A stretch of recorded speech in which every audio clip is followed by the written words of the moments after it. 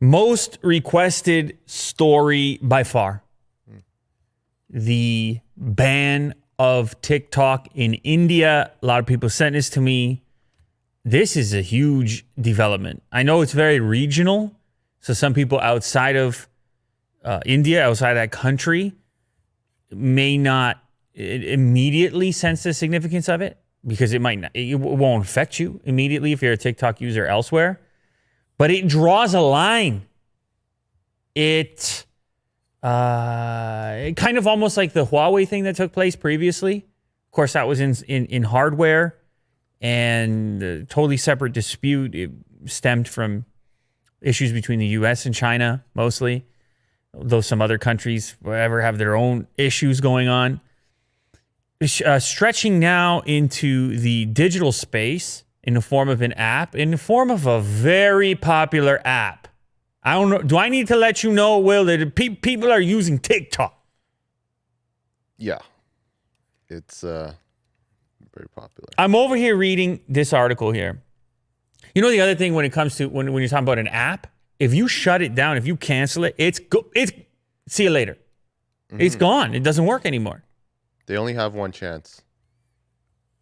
Can't come back. I'm saying it's in the case of hardware. I mean, you ban Huawei, whatever devices are out there and the equipment that's out there is out there.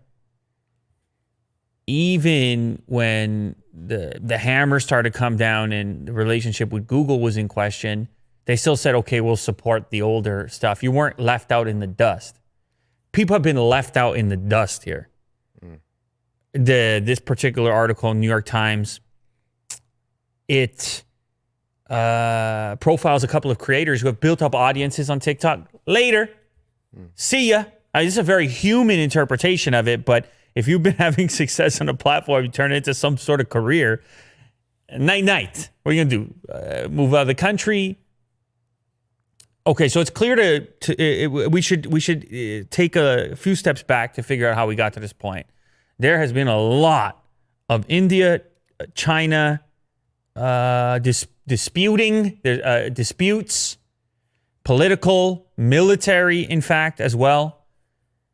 I can only imagine, I was speaking to you earlier, I can only imagine what the news coverage in India has been like since that conflict that took place on that border region between Chinese troops and Indian troops, and the fallout from that. But I've been sensing the sentiment on our channels. You've seen hashtags boycott China coming from the Indian audience. We have the Indian audience here. I'm sure there's some people here that are watching this from India right now. And they can let us know what their sentiment is, how they're feeling. But you know how this goes. It shows up in the press. It shows up on the news, and of course there's going to be some degree of frustration, somebody's going to want to do something about it. This is an extreme version of that. It was TikTok got banned and another 60 something apps from China, mostly owned by the big players there, Tencent and those guys. Of course, ByteDance is TikTok, but most of the other apps that were banned fell under Tencent umbrella, Baidu. A lot of QQ products. Products. Yeah. A wide variety of apps, but it sets a new precedent, Will.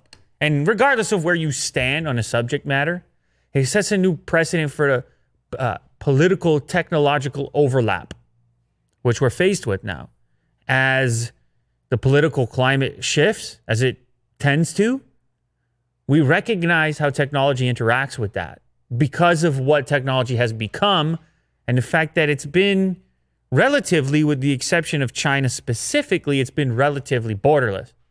We've had political boundaries, but we haven't had as many technological boundaries when it comes to the ability for apps to move over borders.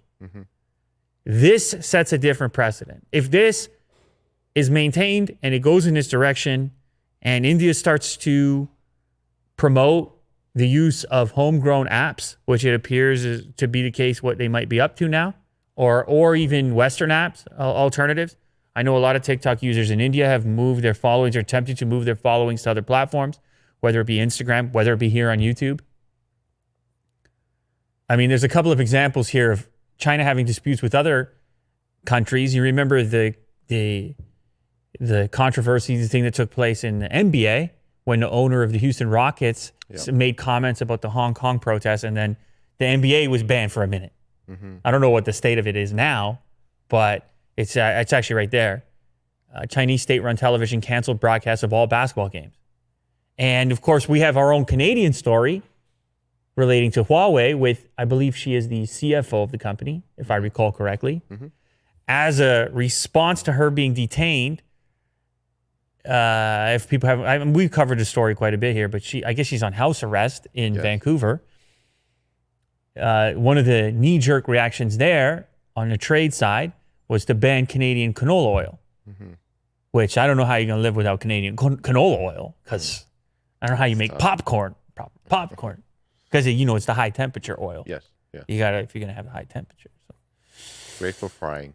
This is a big app. TikTok is huge in India. India is a huge market. I've been saying it. I don't need to say it because people know it. The installed user base for TikTok in India, it's in the article. I want to get it right. I don't want to take a shot at it. 610 million times is the number of times TikTok has been downloaded in India. 610 million. Well, you don't know 610 million people. No. To put this, to just give you a sense of what that means, it's been downloaded 165 million times in the U.S. Yeah.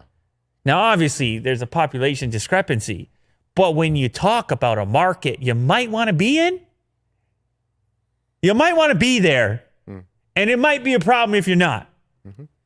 Now, increasingly, Chinese companies have been reaching outside of China because what happens? You saturate the domestic market, you dominate. Who are you, Tencent? I mean, this is a ByteDance, but yes. You see what I'm saying? It's really prevalent in the Western market right now. TikTok, it's huge. Absolutely, because that's what you would do if everybody domestically is using it. Where do you go? You branch. You go to these other places and you say, well, it worked over here. Think about a franchise. Think about a KFC. Think about a Starbucks. What do?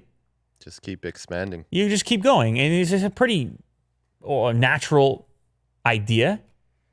I mean, this goes back to Coca-Cola.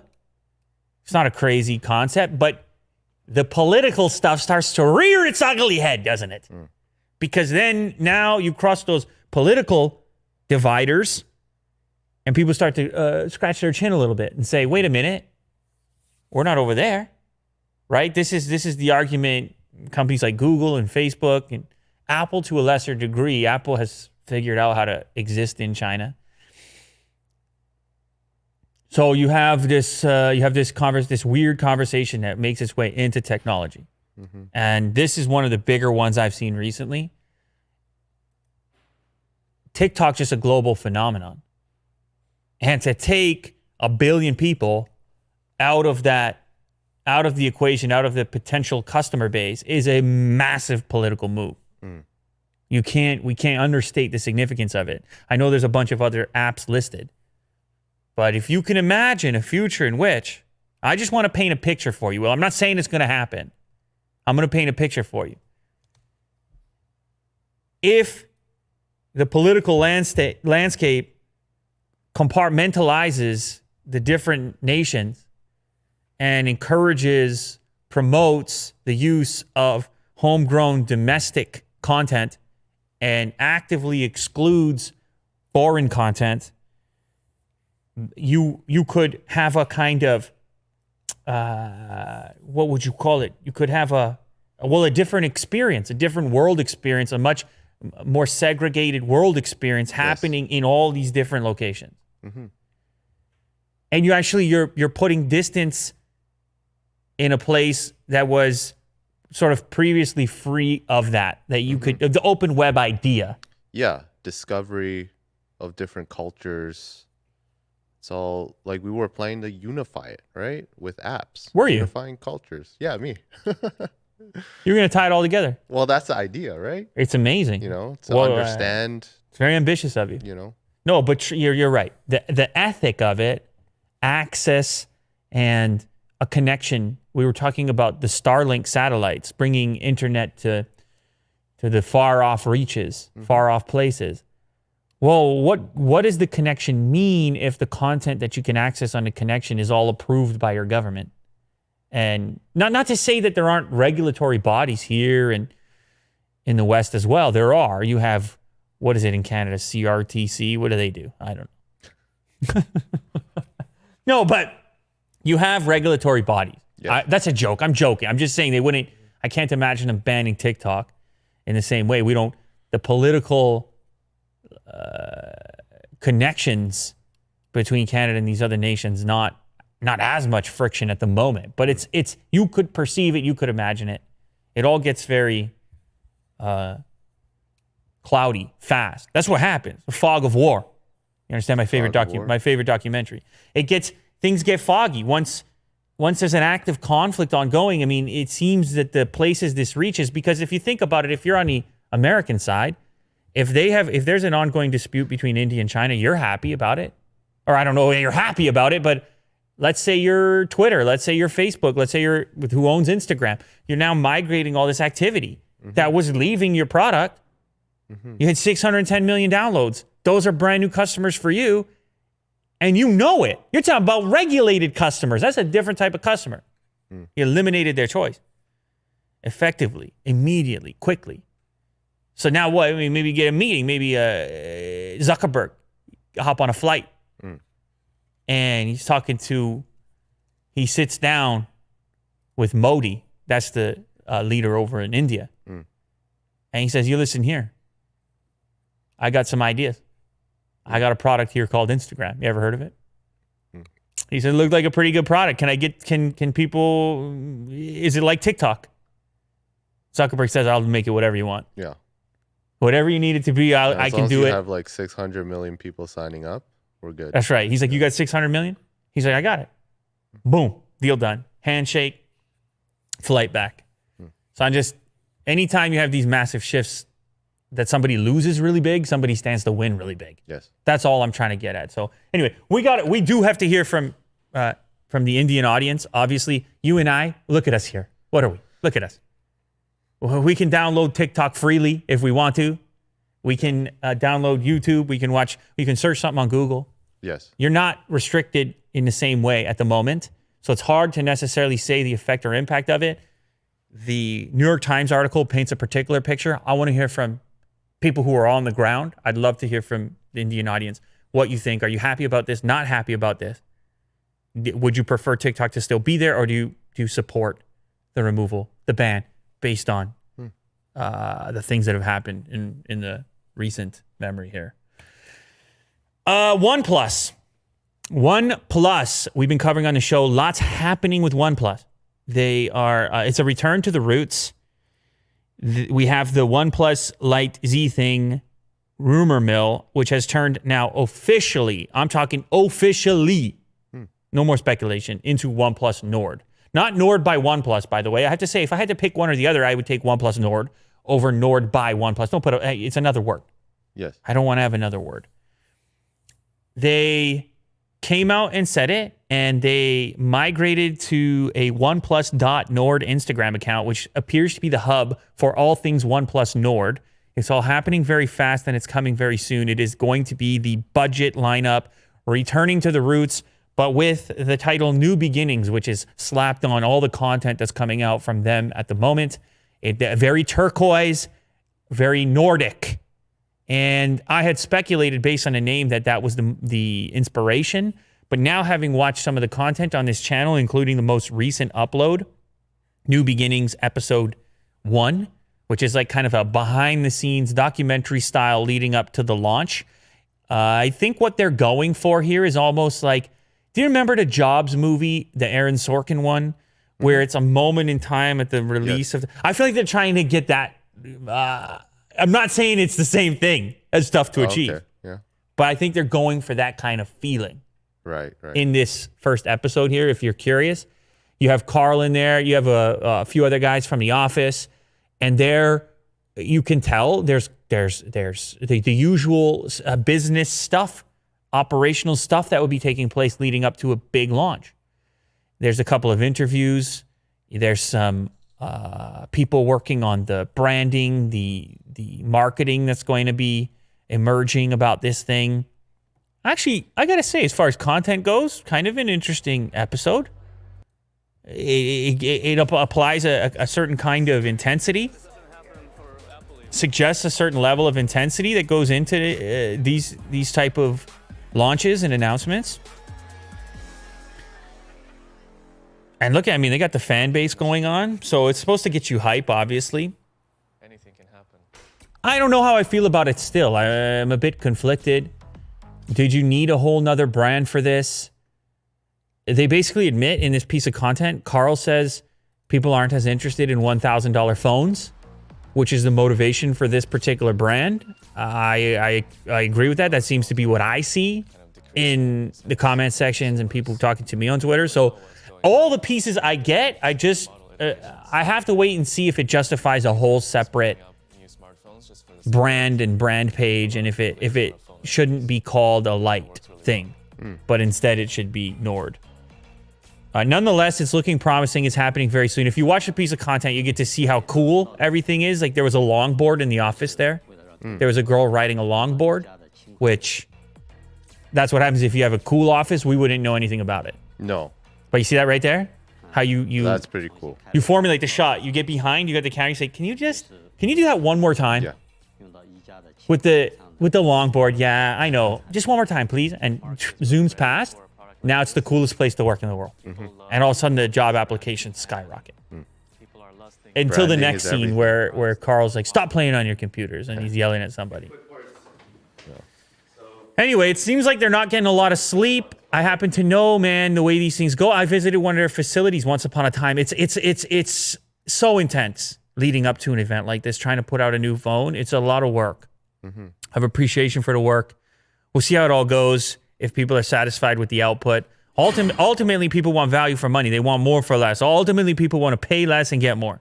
If they deliver on that, they'll be all right no matter what the name is. So obviously the rumor, just to recap, it's going to be a mid-range device. It's going to be maybe as low as $300. That's kind of crazy. $300 release with this type of marketing behind it. You don't see that too much. No, I mean, not here. I know there have been sub-brands that have done a job of it, but we'll see what takes place. Speaking of OnePlus, they're also apparently working on a truly wireless earbud to also arrive in July. It's, of course, AirPod inspired, as any headphone would be in 2020. Popularity of AirPods, pretty stinking obvious. I don't need to tell you. The one killer piece here is that they're going to be black, which your AirPods are not. And people have asked for it, and I think that's a smart move. Don't make them white. Oppo put out the white version of this, and then it's like too close. Plus, the market is so satisfied in that department. Yes. You go with black, and it's like, okay. And maybe you might convince somebody who just didn't want to wear white earbuds for whatever reason, style-wise. So that's kind of an interesting move. These could launch alongside the OnePlus Nord. It's possible. As much as they look like AirPods as well, the case looks a lot more like the Pixel Buds, the shape of it. The whole thing looks pretty simple, minus the little silver circles, OnePlus brand identity stuff on the side of the earbuds. I don't know if that's a touch panel or what that would be. There's a couple of renders on here. There's no speculation on pricing, but you have to know, if you've been following OnePlus, particularly their headphone products, there has been a real push towards value there as well. Now, who knows anymore with the flagship models and the Nord thing happening? Who knows where they align this thing price-wise? But in the past, with the Bullets stuff, they were coming lower. It was more of a value proposition, around $50, if I recall correctly. You have them at 69 Canadian. I believe they're $50. Now that's a different thing because you have a wire there. I don't expect these to be that cheap, but I'm curious if they can make a real value play and then get people going. It's quite possible. We talked about the upcoming Xbox, most recently identifying the cheaper model, the budget model. A lot of talk, of course, of next generation gaming. A bit more of it on PlayStation for us. We now have a date set, apparently, for Xbox Series S. August reveal. the cheaper Xbox is coming. So further confirmation, further speculation for those that were curious about how Xbox was going to align itself, market itself, compete with the PlayStation product. We're not going to have to wait that much longer to get more details from Microsoft about what that play looks like specifically, whether or not we get a price at that point. We're probably going to find out more about the hardware. We've been tracking this mysterious console, codenamed Lockhart, for several weeks now, but Microsoft hasn't moved an inch towards confirming its existence. That changes in August when the console will be fully revealed. This is according to a Eurogamer report. Do you believe Eurogamer, Will? Yeah, they're pretty serious. Are they? Yeah. You've read their site before? Mm-hmm. Yeah, so I guess they got some intel, some inside information. They are also calling it Series S, which... How do you feel about that? You have Series X, Series S. Are you okay? Do you like the word series? Yeah. Huh. I don't mind it. Okay. Kind of rolls off the Makes tongue. it feel special? Yes. Belonging to a series? Yes. Interesting. All Microsoft has said publicly on its Xbox 2020 plans for this month was a vague comment from an Xbox marketing exec, Aaron Greenberg, that the June news will be done differently than an inside Xbox show. So they got something planned, some kind of presentation, some kind of online thing. That's kind of all you can do right now. Mm-hmm. Current climate of the world. It's what Sony did. It seemed to go over well. I don't know. Yep. So anyways, this could turn out to be the Xbox. It could. I know the spec is going to be lower, but in the short term, it's going to probably be the value for money play. Mm-hmm. And since you and I yesterday speculated on the pricing, you and I went out on a limb. We put our necks out there. And I saw people were criticized. You said you were too high. Yeah, they called me out. They said your $599 is crazy. Right. Yeah, they were probably right. But it's only fair that since we did that yesterday, today we got to do the same with the upcoming Xbox consoles. Now, there's a difference here because with PlayStation, it looks like you're getting the same hardware, just minus the optical drive.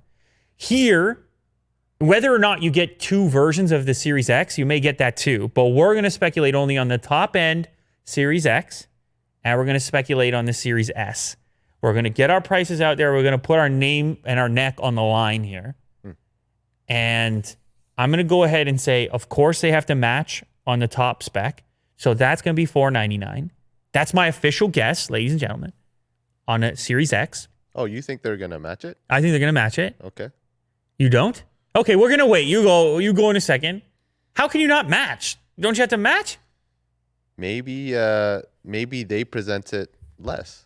No, like they're going to later. match. Get out of town. Okay. $499. And then on this one, since it's a lower spec, it's not just the absence of an optical drive. You got less RAM. You got fewer teraflops. We know how that goes. So it has to be quite a significant dip. So yesterday where I said you would have the digital only PlayStation 5 at $449. No, I said $429. I said $429. Did you? You got to be lower than that. So I'm going to go to $379. $379. I'm going to go to $379 for the Series S. Now let's hear yours. Put your neck out there, Willie Doo. People are going to come back. They're going to hold you to it. Yeah. Well, I think it's going to go for the spec'd up version, $550. Okay. $50 less than PlayStation. Because your guess was high for the PlayStation as well. Yeah. Okay, and what do you do on their Series S, their budget model? Where are you going? I'm going to go for $399. Okay, you go staying higher there as well. All right. Yeah. Prices are high in 2020. That's what you're saying. Mm-hmm. All right, we'll find out. We'll see how it goes. People, you can put your guesses in the comments. Talk about how dumb we are and how we're so wrong, but especially Will, more so than me. Canceled. Idiots! How dare they? I was like, what? Get the wrong price. We all know. We've all seen the documents. Mm-hmm. It's impossible. Willie Doo's suggestion is an impossibility for reason X, Y, and Z. Series S. Yeah, I'm done for on the internet. Yeah. You don't deserve to be on the internet with that garbage. We have a report here from Android Police. Nearby sharing, Android's AirDrop competitor is rolling out in beta. This is a welcome thing. Thank goodness for that. Oh, yeah. An actual uniform drop a file from Android to Android. They're calling it nearby sharing by the looks of it. And it works as a share button in your share menu, but that looks like a separate app. And you're going to click on that, at which point you can select variety of files. Obviously, pictures, videos are going to be popular ones. It will work like AirDrop in the sense that you could spit out a file to anyone who's willing to take it as well. Right. Depending on the privacy settings that you set up. So you could have something contacts only, for example, if you want to keep it a little bit more private. The feature is obviously super early for the time being. It's in beta, actually.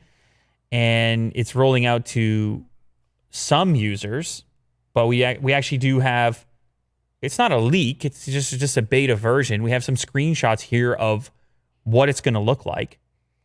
And I mean, this is just basically, this is a little bit of catch up if we're being honest, because this is a great experience on Apple AirDrop. Let's be honest here. Yeah, very seamless. You want to just, and in Apple's case, it extends beyond iPhone to iPhone and it goes into iPhone to Mac OS, which is also very convenient and an obvious advantage. And it's one of the areas that you really want Google to focus on, being, of course, Android boss, really. If they want to set a new standard and put something out there that it's it's a word you don't hear a lot anymore, fragmentation. You remember that word? Oh, yeah. Early Android days? Yeah. What about fragmentation? Well, it's true that in some weird areas, it still sort of exists. And this is one of the, maybe you could argue messaging as well on Android, where iMessage has been, people love iMessage. No one ever says, I love my messages on Android. They just say, I use WhatsApp or I use whatever messaging app. They typically say, now, maybe that's better. Yeah. For the record, nothing against, there is something to be said for having your messaging platform not be specific to your device. Let me ask you a question. Do you think that iMessage and FaceTime should be together? Together in what way? Oh, one app. As like one platform, one app kind of thing. It's interesting. Because it falls under communication. Yeah, I hear you. But they're not necessarily the same customer. I think some people who use iMessage don't even think about it, don't even care about it. I'm just sending a message. You might as well be a text to them. Some users. I see. FaceTime, on the other hand, it's a very branded experience. You will hear in regular life, oh, just FaceTime me as a verb, a thing you can do. Whereas messaging is still messaging. People just love iMessage. Do you know what I'm saying here? Yeah. Does that make any sense to you? A little bit. A little bit. I don't know. I feel like the FaceTime brand is actually, and the iMessage brand, they're pretty strong on their own. So why would you lose one? Right? If you're talking about it on Google, it gets funky. You talk about it on Google, you stop talking about Google products. This is my point. You start talking about messaging on Google, you start talking about WhatsApp, Facebook product. I mean, we use Slack. Who owns Slack? I don't know. Maybe they're on their own. But you start talking about alternative third-party messaging apps, which brings up a whole different series of questions. Yeah. And on Apple's side, on the other hand, you have people who use FaceTime to talk about video conferencing as if Apple invented it, like Kleenex. FaceTime is the Kleenex of video conferencing tissue paper.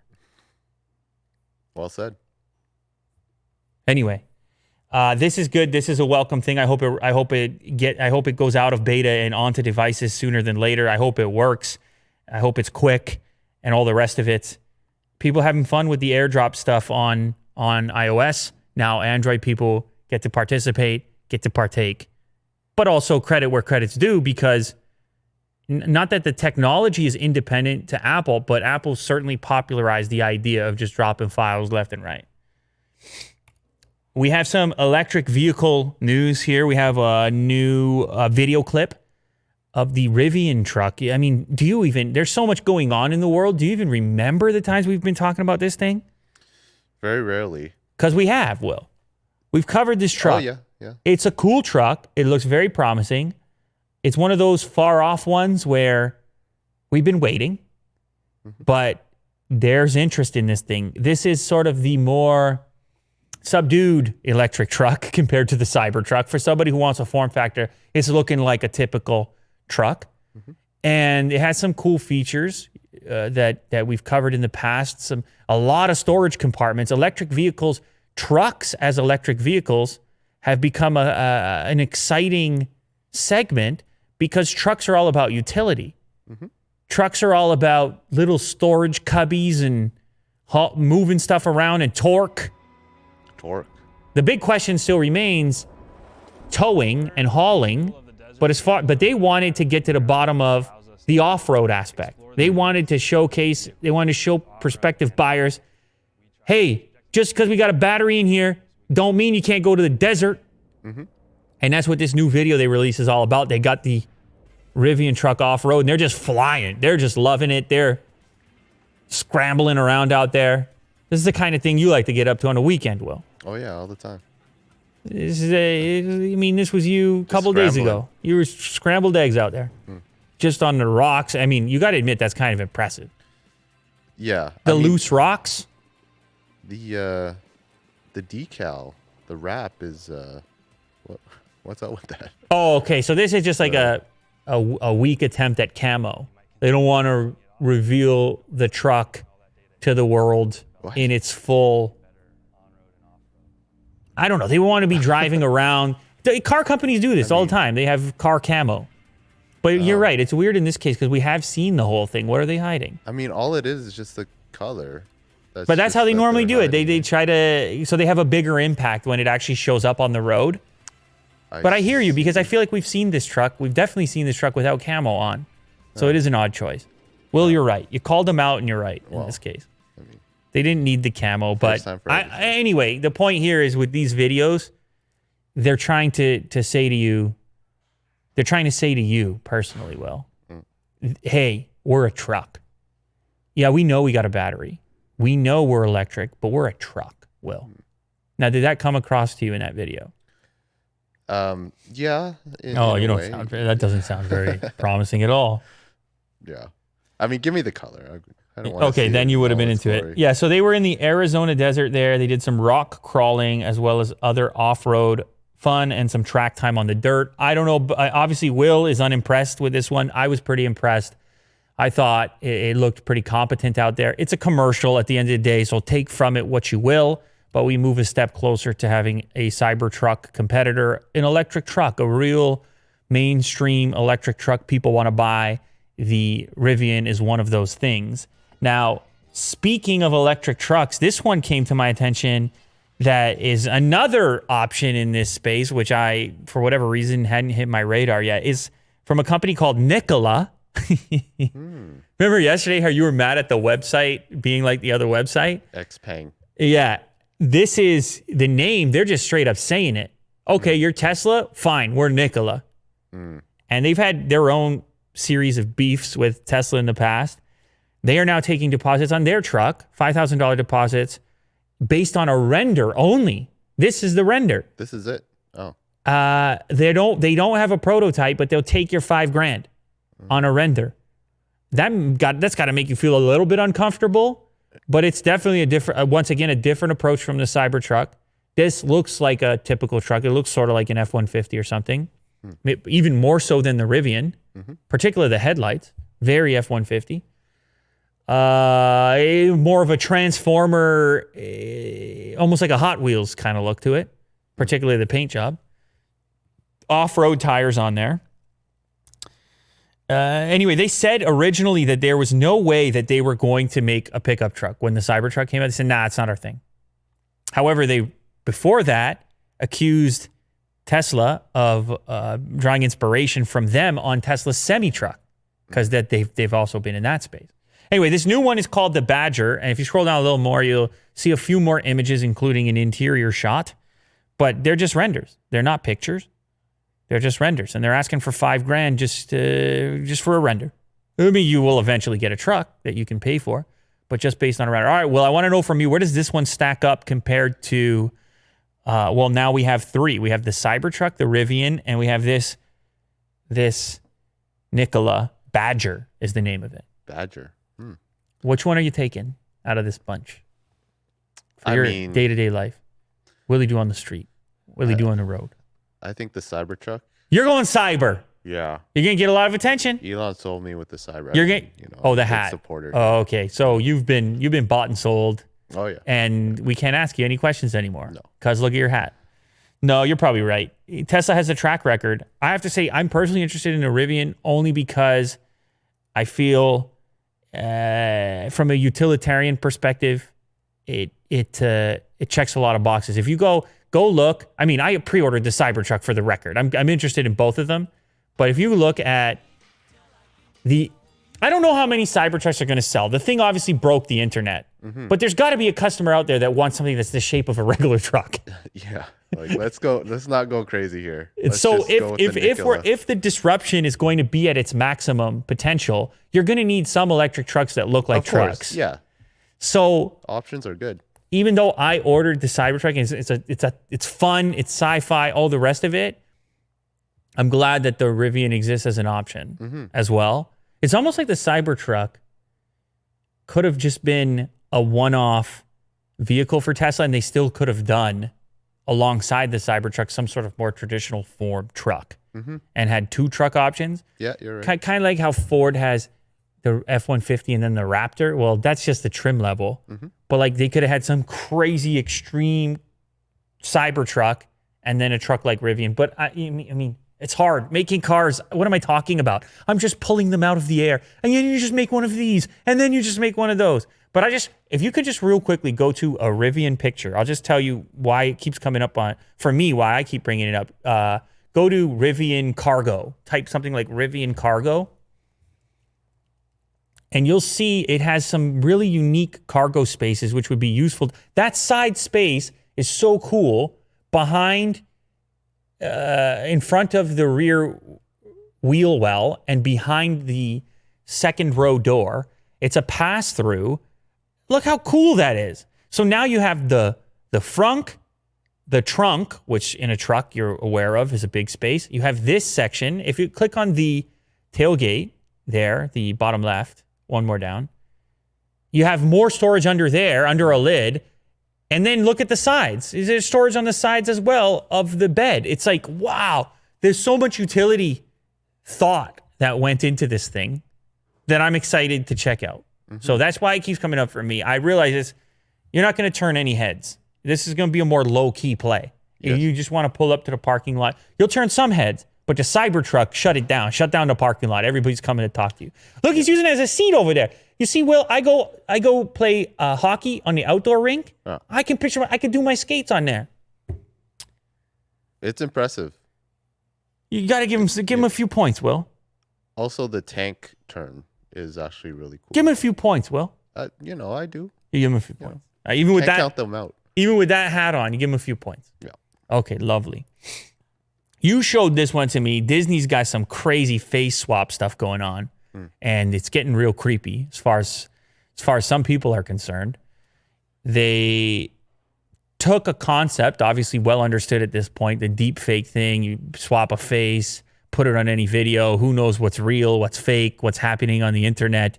Implications massive for this type of technology. They took it to another level from a resolution perspective. So the deep fake tech was doing something like 256 by 256 pixels on the image for the swap. Disney on the research labs here took it up to 1024 by 1024. So, I mean, this should be pretty obvious. You increase your resolution, you get a more convincing output, and we have evidence of that in this particular video. Of course, if you look closely, you can say, I could spot the fake guys, but this is a lot like our video on Spot the Robot. How far do you want to look? That's all it is. Just look far enough. What are you going to believe in the future? What's going on here? Sure, okay, it's not perfect right now. I get it. But they're getting close fast on the face swap. Yeah. I just want to bring something up real quick here with did you watch this, the Uncharted video game? Like the cutscene? You taking us off a little detour, yeah. You're taking us off-road right now. Yeah. Lou later, off-road status. We just left the highway. I have no idea where Willie Doo's taking us right now. Okay. Well, no, this is very... I have no... go for it. Okay, I'm in. I'm down for the ride. So they made like a cut scene with, I guess, Nathan Fillion, the actor as Nathan Drake. And it's a video game cutscene, but the lighting is there, and his face obviously it looks like him. So I mean, the facial expressions, it's very impressive. Wait a minute. So this clip that we're watching here is using the same technology? Well, I think this is like a deep fake, but Oh, okay. it's I mean, it's very convincing to actually put him into a video game. It's not just like real life where the lighting is like I get it. Okay. completely Right. So you're trying to parallel. This different. isn't the new tech. This is the old version of it, but you're showcasing an application within a game rather than say a real life like video. a real life movie or Got something. you. That's really interesting. So you can bring real personalities into games that people that recognizable actors, characters fairly easily, presumably with a little bit of rendering, Yes. just a tiny touch. Yeah. Well, yeah, the implications of this technology are massive. Whether it's games, whether it's video, all forms of content, we're going to have to reevaluate how we interpret almost everything we see at a certain point once this improves. But if you go back actually to the beginning of this video, right here, and you just pause on one of these frames, some of them are more convincing than the others. So if you can line it up with an individual that already looks sort of like the other person, maybe in this case, the person in the second spot, the second slot, the real guy is on the far left. But what I recognize that if you don't have the reference point, if you just sort of block out, you can believe one of these individuals as an independent individual. You could believe it. Especially if it's like an image, not like a moving kind of frame. Oh, just as a still image? Yeah. Oh, for sure. Yeah. So It's so hard. people are probably wondering, what are the applications? Why is Disney investing in this? Well, I started to think immediately what you could do in movies. Imagine the most famous actors don't even have to act anymore. They come in, they sign some sort of contract, they get everything recorded, the full motion capture, every angle. Then somebody else, a stuntman, does the whole movie, and they just throw whatever face they want on. It's pretty wild. I'm not saying that's what's going to happen. I suppose there's more to acting. I've just offended every actor. Or, facial expressions and folding the eyebrows and the forehead skin at the right moment. There's more to it, but I'm just swapping people out in a particular scene. Just a quick swap. Remixes. And then, of course, the scary side of it, news. If people want to manipulate the news, oh my God. Yeah. Could be pretty wild. So anyway, Disney's investing in it for likely just VFX purposes. And we could see some pretty high-tech movie techniques coming out. I mean, you had the Will Smith thing with, what was the name of that movie? It was just recently, too. Gemini Man, where they made him young. And you got to presume there's some sort of similar technology at play. In that case, I don't know that movie was a huge hit, but we're talking more about the technology than maybe necessarily the story or the success of any one particular film. We'll see how this goes. Very interesting. Facebook reveals the future of VR headsets, and that's what it looks like. So for those of you just listening, this is a guy wearing something that looks like traditional sunglasses. This has been probably the biggest hurdle for VR. It's figuring out the actual contraption you're going to wear. It's up until now, you even mentioned yourself, once it went wireless, that was a big difference for you. Yes, with the Oculus Quest. All of a sudden, you changer. felt more free and it enhanced your experience. Yes. This is the kind of thing where if you are constantly aware of this thing that you're wearing and noticing it, whether it's a wire or a heavy headset, or the immersion suffers. And also just the how often you use it, requiring the whole process of getting the thing on, carving out a spot for it. It's just not a very casual thing at the moment. No offense to those that do it casually. People they slap it on and off. They eat some lunch, go right back to VR. I'm sure that happens. People are probably more comfortable with it than I am. But for me, it feels still like a bit of a process. Okay, I'm going to go into the VR. How much time do I have set aside? What do I have, 3 hours? Or do you know what I mean? Move your coffee table. Hey, maybe that's a good thing for certain types of storytelling. It should be an event, maybe. But for the widespread adoption, I think it does need to trend a little more in the casual direction where a person can pop it on and just immediately get a sense for, oh, that's what you guys are all talking about. Without, anyway, Facebook has been investing in VR since Oculus. They seem to think there's a big play there. They seem to think it's a part of their future, for better, for worse, whatever people think about that. And so because of that, they're investing in hardware and they're investing in the development of some fairly high-tech stuff, trying to shrink what is a VR headset using technology that hasn't yet really been used in these headsets. Up until now, we have displays, OLED displays sitting behind a lens. Well, you need space for that. That's how you end up with the VR headset that you have as of today. So they're having to use holographic optics for this thin, lightweight VR experience. It is nowhere near ready to go, by the way. They have to provide external light sources, and it's only showcasing some kind of green color for the time being, nothing too elaborate. So it's very early stages. But this is a glimpse into the future of what a VR headset might look like and how that could, once again, just like the face swap technology, what the practical applications for that might be and the effect as a whole. If we have easy on and off VR, think about the way right now where we sort of pick up our phones just mid-conversation, like a zombie type of, imagine you just slip the shades on. Yeah, supernatural. You just, what? You know, once people don't even feel guilty about it at all, you just, I'm gonna go on a break. I'm gonna go on a break for 15 minutes. You know what I'm saying? Just fall back in a chair. I could picture you doing something like that. I mean, it's close. Yeah. Put down the Oculus and. I'm saying, man, if you just all you have to do is recharge that, and you just got it sitting on your shirt, or maybe you just keep it on. I don't know. Yeah. Your whole world is completely. Maybe by this point. Maybe by that point, people actually want to be strapped in permanently, so it doesn't have to be casual at all. Or a bodysuit. Yeah, that's probably not as far away as it sounds. How do you feel about Facebook being so interested in virtual reality? Man, it's scary.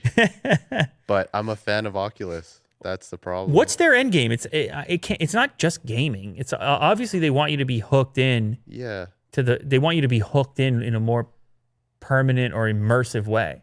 I would imagine it would be like using Oculus as like a virtual Facebook. Yeah. Where people can beyond that, a virtual OS. Yeah, a digital world. Yeah, virtual OS. Yeah. Like the next Android is actually living somewhere inside of a VR ecosystem with VR input. Yeah. Interesting. VR, AR. I don't know which one's going to take off first. Apple thinks it's going to be AR by the looks of it. So it'll be interesting to see how it maps out. This last one, this is a goof. This is a fun time. That's why I put it in there. Just lighten the mood a little bit. Did you ever wonder what space smells like? I didn't until I saw this post. All the time. Ode to Space.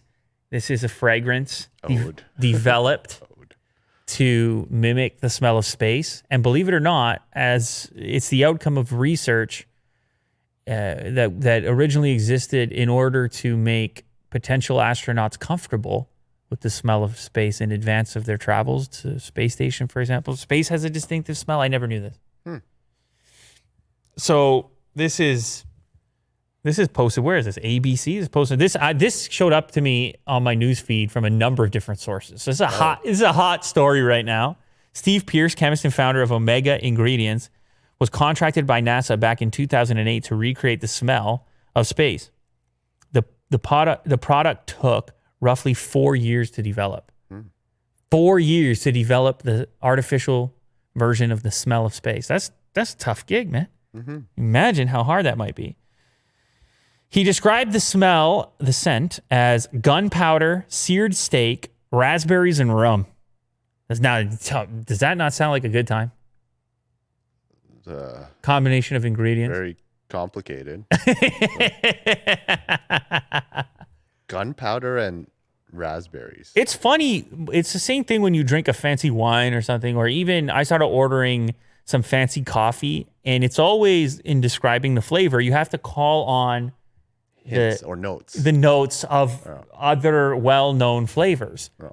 And so you end up reading these descriptions, chocolatey, cigar, and you're like, I would never eat that. But together, Yeah. I get it if it's just a hint. And that's where the gunpowder seared steak comes into play with raspberries and rum.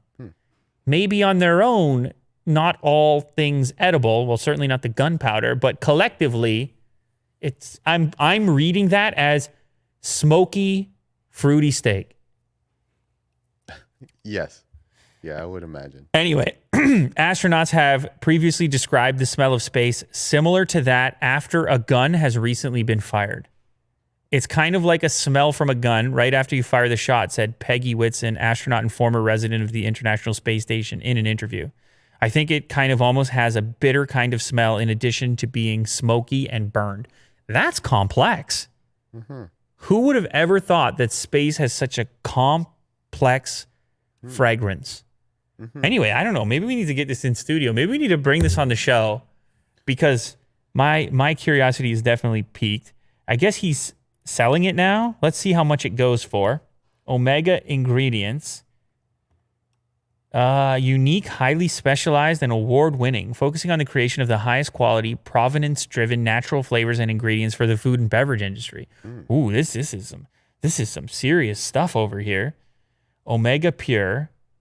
It doesn't look like it's on the site yet. There's a lot of other cool stuff on there, but I don't see the O to space. Let's try this. O to space buy. I think it's on their Kickstarter website. Oh, it's a Kickstarter. Have you found it? There was a link. Oh, can you just... Oh, there we go. They have raised, in Canadian funds, $103,000 to 2,000 backers. Genius! Selling the smell of space. Who wouldn't want it? Okay, so we'll order it up, or maybe they can send it to us. Maybe you could get in touch, Will. Yeah. We'll do a live smell test, and we're going to search for those notes. You can look for the raspberry, and I'll look for the gunpowder inside of the scent, and it'll be a time live on air. If that's not entertainment, I don't know what is. We're living in a time, Will, where we can remain on Earth and yet experience space through our noses.